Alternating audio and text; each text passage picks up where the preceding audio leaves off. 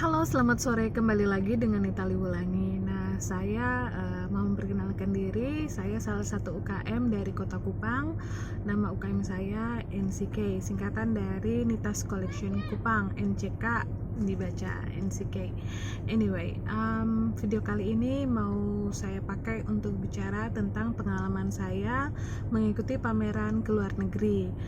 Tanggal 20 sampai dengan tanggal 22 September lalu saya sebagai mitra binaan PLN mengikuti pameran di Festival Indonesia di Seoul, Korea Selatan. Nah, ada banyak hal yang saya pelajari. Ini kali pertama saya ikut pameran di luar negeri dan ya sebenarnya pameran pertama di luar kota Kupang sebenarnya, dan tiba-tiba langsung ke Korea. Jadi sebenarnya ada banyak hal yang saya pelajari, yang mau saya bagikan buat teman-teman UKM yang saya doakan semoga kali berikutnya menyusul mengikuti pameran di luar negeri.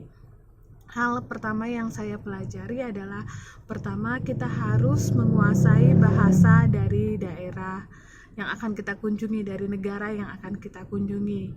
Jadi misalnya kalau teman-teman nanti dipercayakan pergi ke Australia misalnya, ya paling tidak harus belajar bahasa Inggris.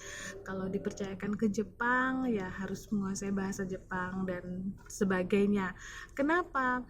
Karena kalau kita tidak menguasai bahasa, itu akan sangat mempengaruhi. Pertama, kita di sana kan tidak hanya berdiri atau tidak hanya duduk. Kita harus memperkenalkan produk yang kita bawa. Ada penjelasan, ada informasi yang harus kita jelaskan.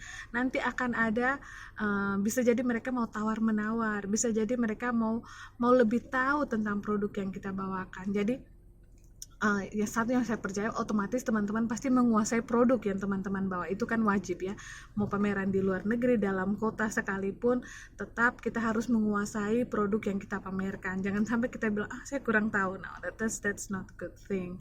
Jadi menguasai produk, saya asumsi, saya anggap teman-teman sudah kuasai. Nah, sekarang bagaimana kita memperkenalkan produk kita kepada para pengunjung. Nah, itu jadi salah satu hal yang harus kita pelajari ya. Jadi menguasai bahasa, karena terkadang orang bisa membeli walaupun produk kita bagus ya, tapi kadang mereka jadi lebih akan tertarik untuk membeli ketika kita tambahkan informasi-informasi tentang produk yang kita bawakan. Dan yang kedua, yang perlu kita pelajari lagi adalah tentang mengenal budaya dari negara tersebut.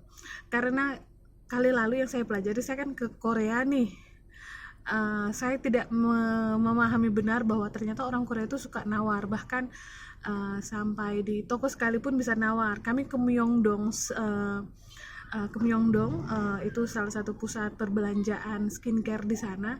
Saya tidak tahu bahwa ternyata bahkan di toko sekalipun itu bisa nawar loh. Nah, jadi itu sebenarnya agak shock juga buat saya, sehingga ketika saya jualan di pameran itu tidak ada yang tidak ditawar. Semua yang datang, apalagi kalau orang Korea, pasti mereka nawar. Nah, jadi jangan kaget, jangan shock. Saya shock waktu itu, kaget kok bisa nawar, dan nawarnya gila pula. Nawarnya lumayan sadis mereka. Jadi akhirnya untuk hari berikutnya harganya saya naikkan sedikit. Waktu itu saya naikkan sekitar 5.000 won, karena kebiasaan mereka menawar sampai 5.000 won. So pelajari budayanya tentang berjualan, apakah mereka menawar atau tidak. Nah, itu pun perlu kita pelajari. Kemudian hal lain yang mungkin tidak berkenaan dengan jual-menjual, tetapi tentang kenyamanan kita, baik tentang makanan. Kalau makanan mungkin ada banyak yang bisa dijelaskan, misalnya halal, tidak halal, dan sebagainya. Yang mau saya bahas adalah penggunaan toilet. Nah, karena penggunaan toilet itu kan sangat berhubungan dengan budaya kita di Kupang bagaimana, kemudian budaya di luar negeri seperti apa. Nah, saya mau cerita sedikit tentang di Korea. Kebetulan puji Tuhan saya sudah pernah ke Australia, jadi kalau menggunakan alat yang agak-agak sophisticated memang sudah biasa. Tetapi buat teman-teman yang, kebetulan saya juga ada dengan teman yang belum pernah ke sana, jadi Ternyata itu jadi shock untuk pertama kali menemukan toilet yang tidak ada. Kalau di kita kan walaupun toilet duduk kan ada selangnya, ya kan, kemudian ada tisunya. Bagaimana kalau, nah ini di Korea, cerita di Korea ya. Jadi di Korea waktu ke bandara sampai di Incheon Airport itu sudah kita menemukan toilet yang tidak ada selangnya. Oke, jadi tidak ada akses air. Tapi sebenarnya akses airnya ada di samping toilet tersebut, ada tombol-tombolnya. Nah, jadi pelajaran yang bisa kita petik dari sini adalah ketika kita mau pergi ke negara tertentu, hal yang harus kita cari tahu adalah tentang toiletnya. Toilet seperti apa sih yang akan dipakai di sana? Tenang, di YouTube, di mana-mana, di Google pasti ada cara menggunakannya. Jadi buat teman-teman UKM yang mau keluar negeri, tolong dipelajari sebelumnya. Yang berikutnya lagi adalah tentang berbusana. Nah, kebetulan saya selama 3 hari di sana saya selalu menggunakan pakaian adat. Jadi sebenarnya memang sudah tidak sesuai dengan budaya setempat cara berpakaiannya, tetapi menurut saya menunjukkan jati diri saya sendiri. Saya berpakaian adat tradisional yang lengkap, dan menurut saya ini juga bisa dipelajari oleh teman-teman yang kalau mau mengikuti pameran di luar negeri ya, karena terkadang mereka itu tertarik bukan karena produk kita, mereka tertarik karena kita yang terlalu stand out.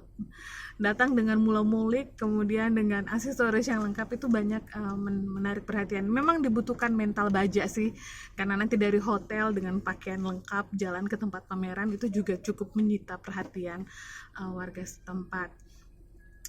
Oke, kita kembali lagi, bukan tentang pakaian adat saja, bisa di-copy cara itu mengikuti pameran dengan pakaian adat tradisional yang lengkap. Tetapi setelah kegiatan pameran kan kita perlu jalan-jalan dan sebagainya. Nah, sebelum kita ke sana, teman-teman silahkan mengecek dari internet tentang cuaca, tentang musim di negara yang akan dituju, sehingga pakaian yang kita bawa memang sesuai. Jadi paling tidak kita, minggu depan kita ke sana, terus lihat perkiraan cuaca negara di sana tuh berapa.